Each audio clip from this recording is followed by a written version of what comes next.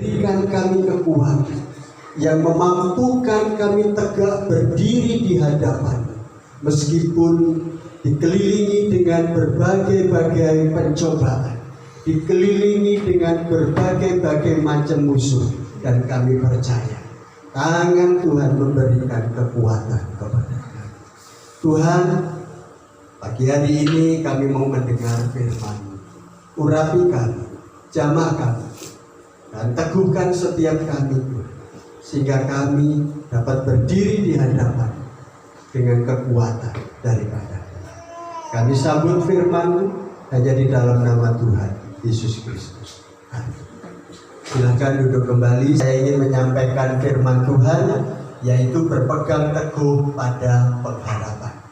Berpegang teguh pada pengharapan. Bapak Ibu yang dikasihi oleh Tuhan, ketika kita bisa berdiri, kita melakukan apapun, saya percaya ada satu pengharapan yang kita mau lakukan.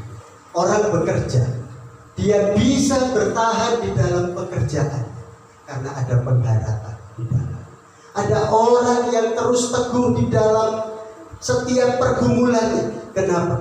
Ada pengharapan, ada campur tangan Tuhan di dalam.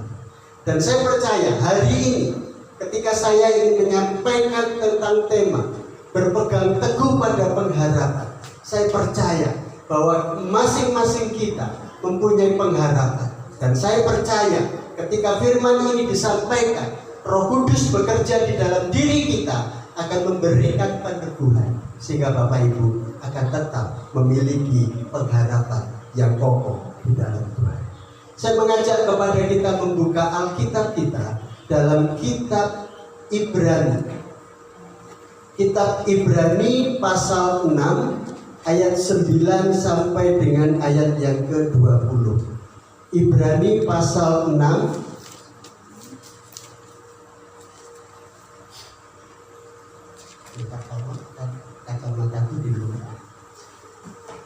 Ibrani pasal 6 ayat 9 sampai dengan ayat yang ke-20. Bapak Ibu yang sudah ketemu bisa mengatakan asik. Tolong dibantu Mbak Supri.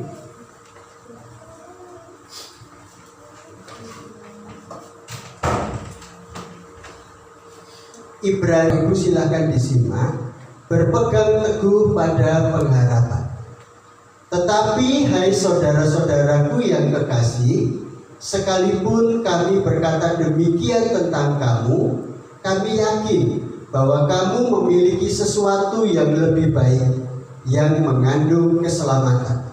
Sebab Allah bukan tidak adil, sehingga Ia lupa akan pekerjaanmu dan kasihmu yang kamu tunjukkan terhadap namanya oleh pelayanan kamu kepada orang-orang kudus yang masih kamu lakukan sampai sekarang. Tetapi kami ingin supaya kamu masing-masing menunjukkan kesungguhan yang sama untuk menjadikan pengharapanmu suatu milik yang pasti sampai pada akhirnya, agar kamu jangan menjadi lamban, tetapi menjadi penurut-penurut mereka yang oleh iman dan kesabaran mendapat bagian dalam apa yang dijanjikan Allah. Sebab ketika Allah memberikan janjinya kepada Abraham, Ia bersumpah demi dirinya sendiri, karena tidak ada yang lebih tinggi daripadanya. Katanya, sesungguhnya aku akan memberkati engkau berlimpah-limpah dan akan membuat engkau sangat banyak. Abraham menanti dengan sabar, dan dengan demikian ia memperoleh apa yang dijanjikan kepadanya. Sebab manusia bersumpah demi orang yang lebih tinggi, dan sumpah itu menjadi suatu pengokohan baginya yang mengakhiri segala bantahan. Karena itu, untuk lebih meyakinkan mereka yang berhak menerima janji itu akan kepastian putusannya, Allah telah mengikat dirinya dengan sumpah, supaya oleh dua kenyataan yang tidak berubah-ubah tentang mana Allah tidak mungkin berdusta, kita yang mencari perlindungan beroleh dorongan yang kuat untuk menjangkau pengharapan yang terletak di depan kita. Pengharapan itu adalah sauh yang kuat dan aman bagi jiwa kita yang telah dilabuhkan sampai ke belakang tabir, di mana Yesus telah masuk sebagai perintis bagi kita ketika Ia menurut peraturan Melkisedek menjadi imam besar sampai selama-lamanya. Amin. Bapak Ibu yang dikasihi oleh Tuhan, pada pengharapan. Bapak Ibu, ketika pengharapan itu nyata di depan kita, ketika pengharapan itu sudah dekat dengan kita, ketika pengharapan itu akan menjadi milik bagi kita, maka yang harus kita lakukan adalah berpegang teguh. Nah, ketika kita berpegang teguh kepada pengharapan itu, Bapak Ibu, paling tidak ada 3 langkah yang harus kita lakukan supaya ketika kita berpegang teguh pada pengharapan itu tidak sia-sia. Ketika kita berpegang teguh kepada pengharapan, pengharapan itu tidak mengecewakan bagi kita. Yang pertama, mari kita perhatikan di ayat yang ke-11, Bapak Ibu. Tetapi kami ingin supaya kamu masing-masing menunjukkan kesungguhan yang sama untuk menjadikan pengharapanmu suatu milik yang pasti sampai pada akhir. Yang dibutuhkan supaya kita dalam berpegang teguh pada pengharapan adalah menunjukkan kesungguhan. Jadi ketika kita berpegang teguh, kita sungguh-sungguh berpegang. Jadi istilahnya itu iman kita harus sungguh-sungguh di dalam Tuhan. Sebab ketika kita bersungguh-sungguh, karena ada orang yang tidak sungguh-sungguh, Bapak Ibu, hanya ikut-ikutan. Ada orang yang hanya karena situasi, hanya karena semuanya mengikut, saya mengikut. Tapi di sini bukan itu. Jadi ketika kita berpegang teguh pada pengharapan, dikatakan pengharapan yang pasti di dalam Tuhan, maka harus dilakukan dengan sungguh-sungguh. Bapak Ibu, saya ketika tahun 98, 99, saya sudah menyatakan cinta saya kepada pacarku.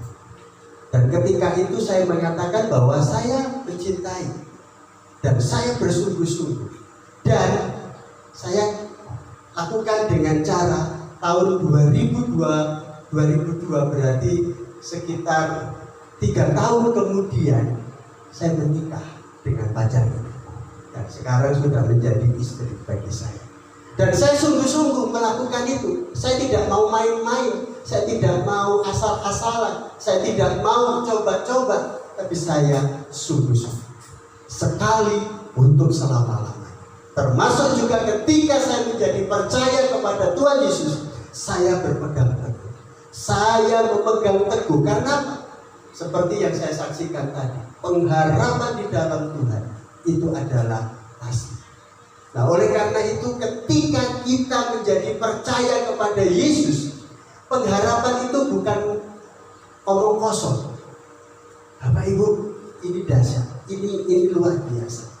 Saya menemukan hanya ada di dalam Alkitab di mana kita bisa mendapatkan kepastian keselamatan. Hanya di dalam Alkitab yang Bapak Ibu pegang itu ada kepastian.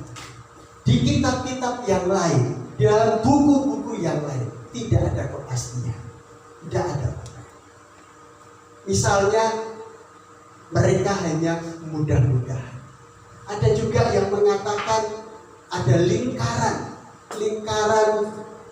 kehidupan di mana mereka tidak bisa memisahkan. Ketika mati, mereka nggak sempurna, akan menjelma kembali menjadi yang lain. Nah, Bapak Ibu, hanya di dalam Tuhan yang ada kepastian. Nah, ketika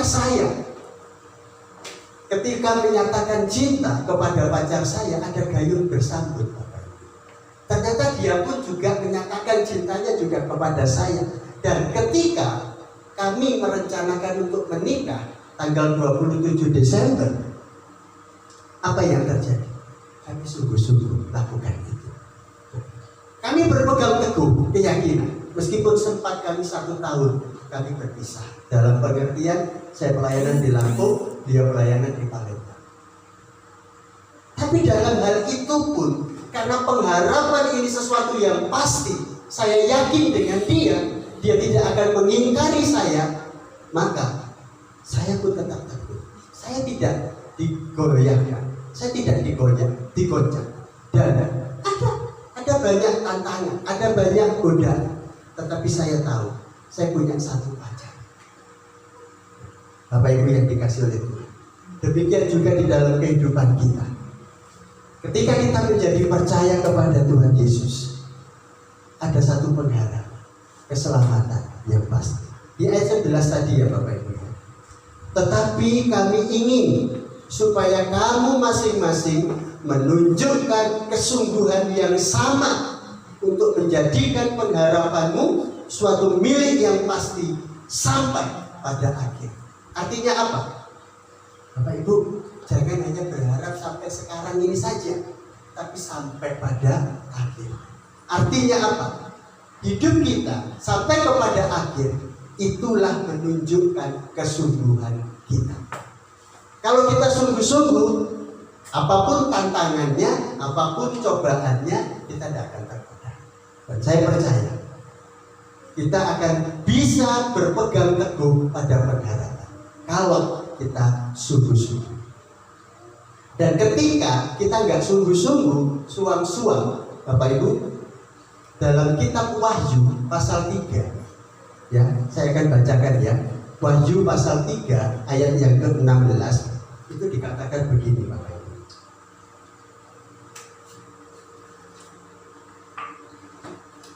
Jadi karena engkau suam-suam kuku dan tidak dingin atau panas, aku akan memuntahkan engkau dari mulutku. Bapak Ibu, kalau sungguh-sungguh, artinya sungguh-sungguh berpegang teguh, ada keselamatan, ada pengharapan. Tapi kalau suam-suam kuku tidak panas, tidak dingin, Tuhan akan muntah. Kenapa? Tidak layak. Jijik Tuhan terhadap itu semua.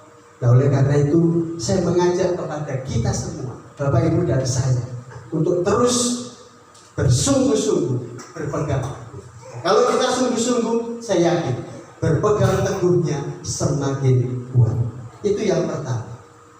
Yang kedua, di ayat yang ke-12, agar kamu jangan menjadi lamban, tetapi menjadi penurut-penurut mereka yang oleh iman dan kesabaran mendapat bagian dalam apa yang dijanjikan Allah. Yang kedua, supaya kita bisa berpegang teguh pada pengharapan, yang harus kita lakukan adalah jangan menjadi lamban. Jangan menjadi lamban, tapi kita harus cekatan, kita harus siap, kita harus, ya tadi, kalau sungguh-sungguh, saya pun ketika sungguh-sungguh, saya nggak lamban, saya nggak lama-lama. Kenapa? Bisa diambil orang. Nah, ini yang saya lakukan. Jadi jangan menjadi lamban. Artinya apa? Konsisten, Bapak. Konsisten. Tetap, mungkin kita lamban, ada yang cepat, ada yang lamban. Tapi dalam pengertian ini, saya lebih cenderung kepada konsisten. Jadi terus melakukannya. Jadi ketika kita berpegang teguh pada pengharapan, tidak mudah untuk digoyahkan. Kenapa? Kita konsisten, tetap. Bapak Ibu, saya gulakan di dalam diri saya, tapi apa yang terjadi? Saya tetap konsisten dengan pilihan saya. Saya tetap melanjutkan di STM Mesir sampai selesai. Dan ini merupakan satu keputusan. Nah, ketika saya bersungguh-sungguh di dalam Tuhan, saya nggak menjadi lamban. Saya tidak menjadi lamban. Jadi saya tetap konsisten dengan apa yang saya lakukan. Saya tetap berpegang teguh. Apalagi ketika saya menjadi orang yang percaya sungguh-sungguh di dalam Tuhan Yesus, saya menempatkan diri saya ada kesempatan bagi saya yang diberikan oleh Tuhan yang tidak mungkin diberikan kepada orang lain tetapi khusus untuk saya. Loh, berarti kan istimewa saya. Maka saya tetap konsisten. Tuhan, saya akan melayani Engkau. Dan akhirnya saya masuk sekolah teologi ya Bapak Ibu. Dan akhirnya sampai selesai, dan puji Tuhan, saya ditempatkan di Lampung. Di Lampung saya nggak kenal dengan satu orang pun, termasuk Bung Charles waktu itu belum kenal saya. Apalagi dengan yang lain saya belum kenal. Tapi apa yang terjadi? Saya berbekal tentang sungguh-sungguh di dalam Tuhan dan tidak menjadi lamban. Bekal dari firman Tuhan yang diberikan oleh Ketua Sinode kami mengatakan begini: setiap telapak kaki yang kau injakkan akan kuberikan kepadamu seperti yang kujanjikan kepada Musa. Bapak Ibu, ini begitu kuat menempel di dalam pikiran dan di dalam hati saya. Tuhan, memang saya tidak punya kenalan saudara di Lampung, tapi saya punya Engkau yang memberikan janji kepada saya. Engkau akan memakai saya untuk bisa melayani. Bapak Ibu, ketika sudah yakin seperti itu, bersungguh-sungguh itu, ada masalah. Saya mengalami sakit. Sakitnya itu panas tinggi Bapak Ibu. Dan saya di dalam kos-kosan itu, saya begini. Tapi kenapa kok saya sakit? Rupanya jawaban Tuhan adalah, iya benar, aku memang suruh kamu untuk melayani. Oke Tuhan, selagi saya masih bisa berjalan, saya berjalan, saya akan melayani. Dan ternyata walaupun panas, saya masih bisa jalan. Saya berangkat Bapak Ibu. Dan akhirnya saya pergi naik angkot, pokoknya kemana saja ngikutin di Ramayana itu kan, saya naik angkot. Tahu-tahu sampai di Natar. Apa yang terjadi Bapak Ibu? Di Natar saya ditemukan dengan jiwa. Dan di situ saya bisa melayani dan akhirnya menjadi batu loncatan sampai akhirnya saya bisa melayani di kota Bandar Lampung. Bapak Ibu, artinya apa? Tetap konsisten. Apapun, kadang-kala kita diizinkan Tuhan mengalami enak, puji Tuhan.